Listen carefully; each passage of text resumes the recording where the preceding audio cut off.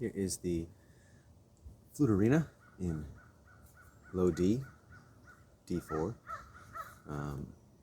Chinese scale, redwood cedar, and mahogany, abalone.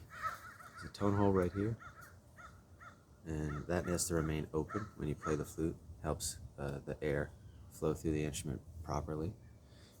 This wood is relatively soft on the Janka scale, so it can scratch relatively easily. So definitely keep it covered, wrapped up in a a cloth or something when you're traveling with it.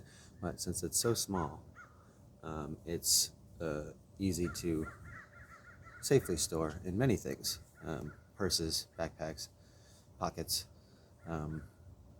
So yeah, I'll give you a quick hand placement tutorial, okay? And so you're gonna want, generally, you can play it with any fingers you want, but for just to get started, bracing the instrument, finding out like what's most comfortable, I'd say use these three fingers, okay? So pinky and thumb are gonna always kind of brace the instrument in wherever feels natural to you, and then 3 and 3 over the holes. They're pretty casually recessed in there, so you can feel them nicely. If you get a nice tight grip, you can feel where they're all kind of scooping underneath your fingers. And you start with your right hand. So your right hand is on when you're looking at the flute, it's on the right side of the flute, okay? And then you climb 1, which is 0, actually all holes closed. Okay, there's no thumb hole in the back, so you don't have to worry about that. So we've got 0, which is resting position, all holes closed, which is D4, the lowest note that you can hit on the flute.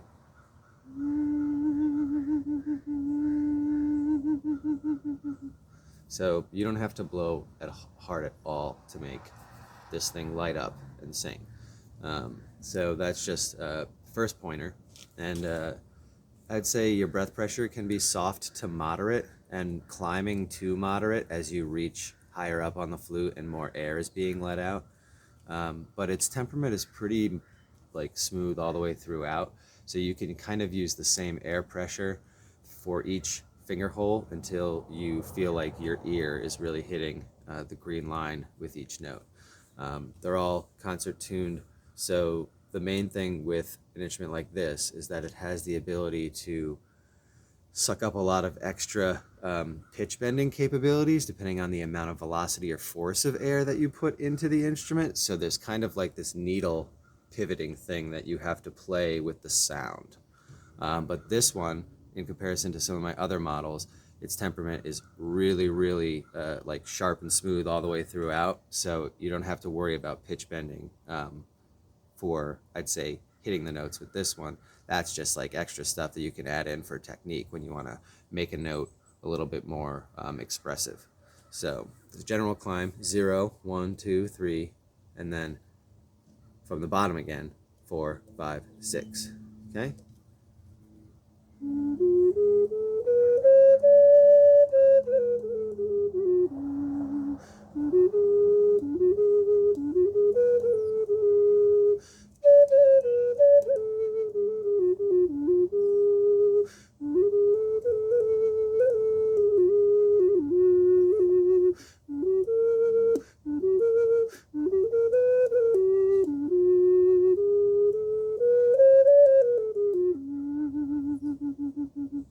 So as you can see, there's so many other notes in there depending on the rate at which you open certain fingers and keep other fingers closed. So there's a lot of secret hidden notes in here too, which is really nice, and they're all super clean and robust, and when you play it, the whole thing just vibrates at such a peaceful and I'd say super smooth clarity.